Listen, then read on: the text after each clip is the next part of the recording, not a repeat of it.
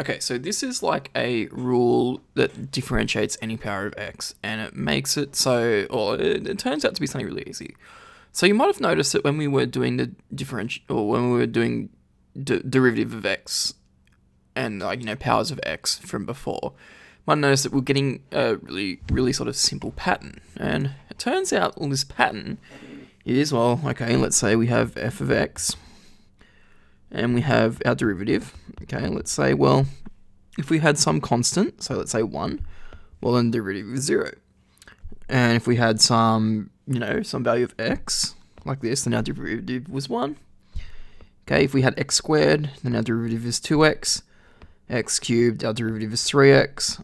X4, and our derivative, 3x squared. X power 4 was 4x cubed, and this pattern actually keeps going on and on. Okay, so x power 5 being 5x power 4. So this is true for any power of n. So let's say we have some function of x to the power of n, where n is any real number. Okay? So then the derivative of this is just then we take the power down to the front. Okay, so in this case up here we'd take the 3 down to the front and get 3, and then we would subtract 1 from the power. Okay, so that's pretty much it. That's how we find the derivative of any power of x, and it's a really useful trick to have because it means we can differentiate these things without having to do all of the limit stuff. So just doing some really quick examples. Okay, if I wanted to differentiate f of x is equal to x to the power of 10, then f dash of x, well, that's just equal to 10x to the power of 9. Okay, b, okay, if we have f of x is equal to x to the power of negative 2, then the derivative of this one is just negative 2x to the power of 1 minus negative 2, which is negative 3. Okay. And this always works. It doesn't matter what the value is. F of x is equal to 3 on 2x to the power of a half, because 3 halves subtract a whole is just 1 half. Okay. So these are all what the answers are. It's pretty straightforward. So you just take the power down the front and do it like that. Okay. So from there, okay, we can take linear combinations. Okay, so linear combinations of these derivatives. Combinations. Okay. And so what these linear combinations are basically if you just have like two functions together. So let's say, for example, we had something along the lines of like f of x is equal to x squared plus x, okay? So we've got, function number 1, so let's call this, u of x, okay, plus function number 2, which we might call v of x, just two random functions, okay? And so when you have this, you basically split them up and do them into two different parts. So our derivative becomes, okay, f dash of x is, well, the derivative of x squared is 2x, okay, plus, and the derivative of x is just 1. Okay, so in general, we can write this as if f of x is equal to some function or some linear combination of u and v of x, okay, then the derivative of this function is just the derivative of the first bit plus the derivative of the second bit, and that's it. Okay, that's all we need to do. And this also works too if you have like a scalar as well. So let's say, okay, we have if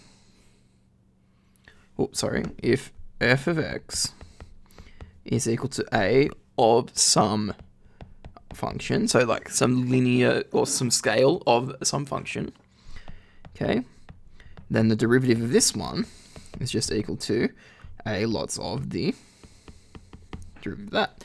Now this one's very handy because it allows us to differentiate these powers of x when we have like a coefficient. So let's say f of x is equal to, I don't know, 8x cubed, okay? So this is the same as saying that this is 8 times x cubed, okay? So then the derivative of this is equal to, okay, 8 times the derivative of x cubed in this case, which is 3x squared. And so that is just meaning that the derivative of f of x is 24x cubed. X squared, sorry. X squared, we're going to take that new power.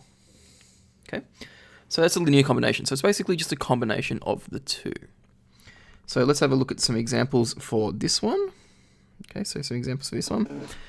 So differentiate each function. We're going to start off with a here. Okay, so we'll just start off with our function. So f of x is equal to 2x cubed minus 3x plus 2.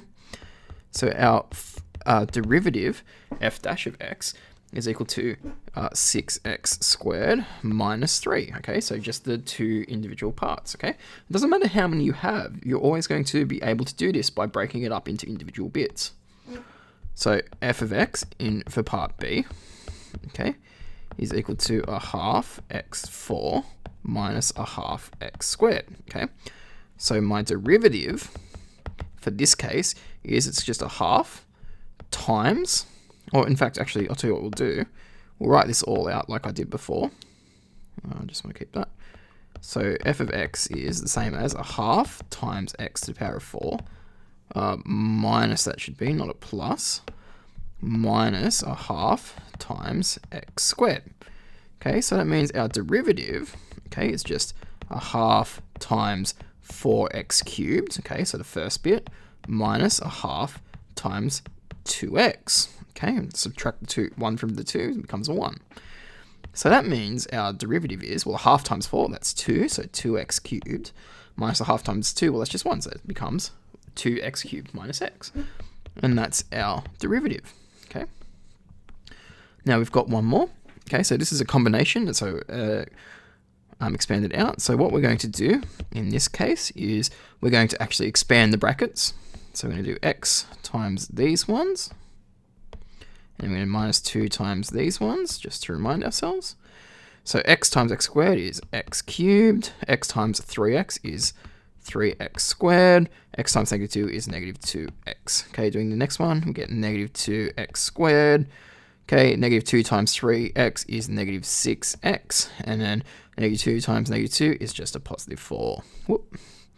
Now putting these together, okay, x cubed is the only x cubed. Okay, so that's gone. We've got an 3x squared minus 2x squared, so it's just 1x squared. Okay, we've got minus 2x minus 8x, so get rid of those. So we get minus 8x, so minus 2x minus 6x. And then we've got the 4 by itself on the end, so we're going to add the 4 on. Okay, so f of x is equal to x cubed plus x squared minus 8 times x plus 4. So my derivative is, and you don't have to do all this working out, by the way, it's just to show you the individual steps. So we're going to get 3x squared plus 2x minus 8, lots of, well, x times 1, so the derivative of x is just 1, and the derivative of a constant is just 0. So my derivative in total is 3x squared plus 2x minus 8. Okay, and so that's the derivative of the original function up there. So you do have to expand it out. Okay, and we'll actually be looking at ways that we can differentiate it without having to expand it all in case we get some really nasty long ones. But for the time being, this is our derivative here, okay? So we've got our 3 answers along here. So that was our differentiation of, or our rule for differentiating powers of x, and also for linear combination of functions as well, okay?